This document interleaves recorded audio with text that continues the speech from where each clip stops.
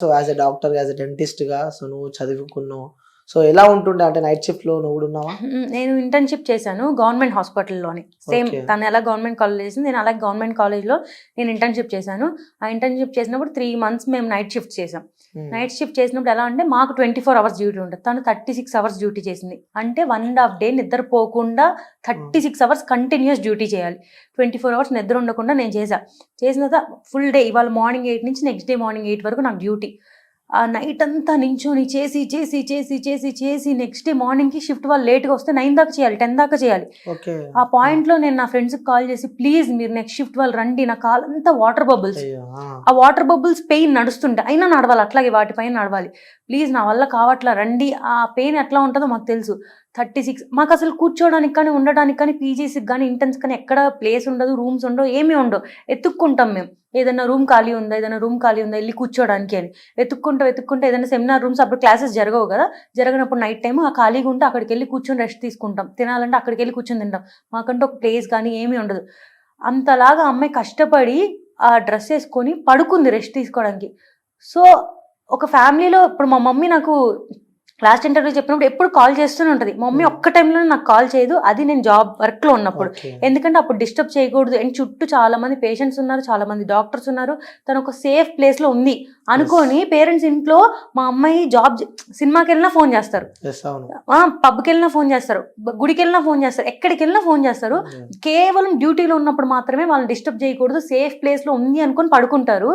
అలా పడుకున్నప్పుడే వాళ్ళ అమ్మాయి ఇట్లా అయిపోయిందని వాళ్ళకి తెలిస్తే ఆ న్యూస్ యెస్. నేను అలా కోరిలేట్ కూడా చేసుకోలేకపోతున్నాను అనమాట అమ్మాయి ప్లేస్‌లో పెట్టుకొని. అంటే ఎలా చూడొచ్చు అంటావు? అంటే అంత కష్టపడి ఒక అమ్మాయి అంత సేఫ్ ప్లేస్ అది ఎక్కడో జరగలేదు. అదే హాస్పిటల్‌లో జరిగింది. అంటే ఎలా చూడొచ్చు అంటారంటే ఒక ఇంట్లో వాళ్ళు గాని, కుటుంబ సభ్యులు గాని ఎవరైనా సరే నమ్మి ఆ జాబ్‌కి పంపిస్తారు. సో, నమ్మి నా కూతురు స్కూల్ అన్నా గాని, లేకపోతే కాలేజ్ అన్నా కానీ, లేకపోతే వర్క్ ప్లేస్ ఉంటది కదా! సో, ఇవన్నిటిని ఒక దేవాలయాల్లాగా పేరెంట్స్ నమ్మి సో, మీరు చెప్పినట్టే సో, స్కూల్‌కెళ్తే, కాలేజ్‌కెళ్ళినా వర్క్ స్పేస్‌లో ఉన్నా, ఎక్కడున్నా పేరెంట్స్ నమ్మి కాల్ చేయరు. అరే! నా కూతురు ఎక్కడున్నా సంతోషంగా ఉంది. సో, నా కూతురు జాబ్ చేసుకుంటుంది. సో, చుట్టుపక్కల కొన్ని వేల మంది ఉంటారు. నా కూతురికి ఏం కాదని చెప్పి అనుకున్న తల్లిలకి సడెన్‌గా నీ కూతురు ఇక లేదు. నీ కూతురు ఇక చనిపోయింది.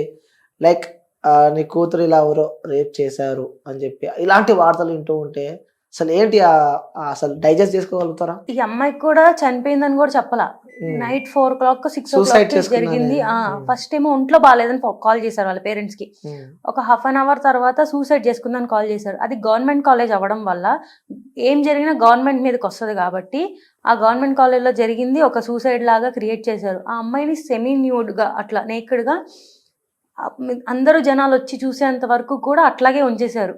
ఆ ఫోటోస్ అట్లా వస్తుంటే మేమిక్కడి నుంచి చూసే వాళ్ళకే మేము అసలు తట్టుకోలేని స్టేజ్‌లో ఉన్నాము. వాళ్ళ పేరెంట్స్ ఎళ్లి అది లైవ్‌గా చూసి అంత దారుణంగా అమ్మాయి హారిబుల్‌గా రేప్ అండ్ మర్డర్ జరిగినా గూడా సూసైడ్ అని అసలు వాళ్ళెలా చెప్పారు? వాళ్ళకసలు నోరెలా వచ్చిందో గూడా అంటే ఈ ఘటనను చూస్తూ ఉంటే ఏమనిపిస్తుంటది? యాస్ ఎ డాక్టర్‌గా, యాస్ ఎ డెంటిస్ట్‌గా ఏమనిపిస్తుంటది? ఒక అమ్మాయిగా? అంటే ఇంక ఎక్కడా సేఫ్టీ లేదు మాకు. బయటికెళ్ళడానికి సేఫ్టీ లేదు. రాత్రిపూట తిరగడానికి సేఫ్టీ లేదు. పొద్దున బయటికెళ్ళడానికి లేదు. ట్రావెల్ చేయడానికి లేదు. ఏం చేసినా సేఫ్టీ లేదు. ఏం చేసినా గూడా మీ డ్రెస్ బాలేదు. మీరిట్లా ఉన్నారు. అండ్ ఆ కాలేజ్ ప్రిన్సిపల్ గూడా ఎందుకు ఆ అమ్మాయి ఆ టైంలో అక్కడుంది అంటే వాళ్ళేం ప్రొవైడ్ చేయలేదు. ఆఖరికి ఆ రేప్ చేసిన వాడికి కూడా అక్కడ ఒక ఉంది ఉండడానికి ప్లేస్. కానీ అక్కడ చదువుతున్న డాక్టర్‌కి ఆ ఇంటర్న్ చేసే అమ్మాయికి ప్లేస్ లేదు ఉండడానికి. అందుకే ఆ అమ్మాయి ఎళ్లి అక్కడుంది. నువ్వే గనుక అక్కడ ప్లేస్ ఇచ్చుంటే ఆ అమ్మాయికి ఉండడానికి ఆ అమ్మాయి ఎళ్లి ఒంటరిగా ఆ రూమ్‌లో కూర్చోదు గదా!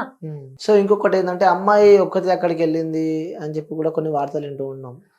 సో, అమ్మాయి ఒక్కతే అంతమంది క్రౌడ్ వదిలిపెట్టి అమ్మాయి ఎక్కడికెళ్ళి ఎందుకు పడుకుంది అని కూడా మరి ఎక్కడ పడుకుంటది ఆ అమ్మాయి? ఒక అమ్మాయి ఎళ్లి కూర్చొని అందరి మధ్యలో పడుకోలేదు కదా! ఆ అమ్మాయి ఎక్కడ కూర్చున్నా గూడా స్ట్రెయిట్‌గా కూర్చోవాలి. అమ్మాయి పడుకోకూడదు కదా! ఎవరి ముందు గూడా. అబ్బాయిలు ఎక్కడైనా ఎక్కడ పడితే అక్కడ పడుకోవచ్చు. కానీ ఒక అమ్మాయి పడుకుందంటే బ్యాడ్‌గానే చూస్తారు. సో, ఆ అమ్మాయి ఎవరు లేని చోటే కదా ఎళ్లి కూర్చొని పడుకోగలదు. అప్పటికి కూడా అక్కడికొచ్చి కొంతమంది నర్సెస్ మాట్లాడితే అప్పుడు కూడా అమ్మాయి 2:00కి కూడా ఆ స్టాఫ్ నర్సెస్‌కి ట్రీట్మెంట్ గురించి చెప్తుంది. అంతా అయిపోయింది. 3:00కి కూడా తను పడుకోనుంది బెడ్‌షీట్ ఏసుకొని. ఒక 45 మినిట్స్‌లో ఆ అమ్మాయి కెరియర్ లైఫ్ అంతా పోయింది. వాళ్ళ ఫ్యామిలీకి ఇంకా అమ్మాయి లేదు. ఎంత కష్టపడితే వస్తదో గవర్నమెంట్ కాలేజ్‌లో సీట్ నీట్ ఎంత కష్టపడి క్రాక్ చేస్తే వస్తదంటే ప్రైవేట్ కాలేజ్లో కూడా ఫీజులు కట్టి జాయిన్ అవుతారు, కానీ ఒక గవర్నమెంట్ కాలేజ్లో సీట్ తెచ్చుకోవాలంటే అమ్మాయి ఎన్నో డేస్ కష్టపడి 31 years అయినా ఆ అమ్మాయి ఇంకా చదువుకుంటానే ఉంది, ఇంకా సంపాదించడం కూడా స్టార్ట్ చేయలే. ఇంకో సంవత్సరం అయితే ఆ అమ్మాయి అయిపోయిద్ది, అప్పుడు సంపాదించడం స్టార్ట్ చేసిద్ది. ఆ అమ్మాయి లైఫ్ కూడా ఏం బతుకుండదు, ఏం పెళ్లి చేయదు, ఏం జరగని కూడా జరగలేదు. 31 yearsగా ఆ అమ్మాయి చదువుకుంటానే ఉంది, కష్టపడుతూనే ఉంది. అంతా కష్టపడి ఇంకొక ఇయర్ అయిపోద్ది, తన చదువు అయిపోద్ది, ఇంక బయటకు వచ్చిద్ది, హ్యాపీగా బతికిద్ది అన్న టైంలో ఒక జస్ట్ ఒకటి ఫీలింగ్స్ వాడు కంట్రోల్ చేసుకోలేక వాడికి 30 to hardly 40 minutes ఆ గ్యాప్ మొత్తం అమ్మాయి లైఫ్ అంతా పోయింది అక్కడ. నేను నా ఫ్రెండ్స్కి అందరికీ ఫోన్ చేసి ఇలా జరిగిందంట. వాళ్ళందరూ కూడా ఎవరు చదువుకొని కూడా చదువుకోలేకపోతుంది. నా ఫ్రెండ్ MBBS ఎగ్జామ్కి చదువుకుంటుంది. ఏం జరిగింది ఇట్లా అంటే, నేను చదవని కూడా చదవలేకపో. అందరూ మేమంతా కోరిలేట్ చేసుకుంటున్నాం దానికి. అండ్ ఏంటంటే నేను నిన్న దీనికి చాలా డిప్రెషన్కి వెళ్ళిపోయాను. దీనివల్ల నేను ఒక వీడియో చేస్తే దాని కింద కామెంట్స్ కూడా, మీకు మాట్లాడే అర్హత లేదు, మీరు వీడియోలు చేయడం వల్ల ఇలా చేస్తారు, మీరు చూడడం సరిగ్గా చూస్తే ఇలా ఉండదు కదా. సరే మేము వీడియో చేసిన ఇట్లా ఆ అమ్మాయి అలా చేయలేదు కదా, మరి ఆ అమ్మాయికి జరిగింది ఏంటి? ఇక మీరు మిగతా అందరికి జరుగుతుంది, అప్పుడు ఎవరు మాట్లాడలే, ఇప్పుడు వచ్చి మాట్లాడచ్చు అంటే ఇది కంప్లీట్ గా రేపు మాకే జరగచ్చు. మేమే ఒక డ్యూటీలో ఉన్నప్పుడు మాకే జరగచ్చు. ఎన్నోసార్లు మేము అలా సెమినార్ రూమ్ లో కూర్చున్న రోజులు ఉన్నాయి.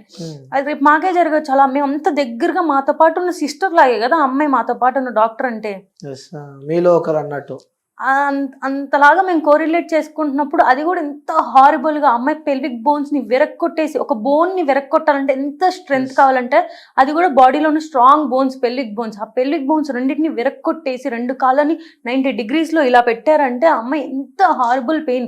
అండ్ ఐస్ లోకి గ్లాసెస్, వెజైనాలోకి గ్లాసెస్, అండ్ ఫుల్ బ్లీడింగ్. ఎంత కష్టపడింది ఆ అమ్మాయి సర్వైవ్ అవ్వడానికి.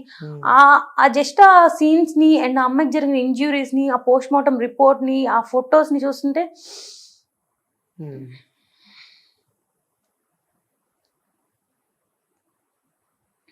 అంటే అదే ఫీల్డ్ లో మీరు ఉన్నారు కాబట్టి సో ఇమాజినేషన్ చేసుకోలేకపోతున్నారు, రైట్?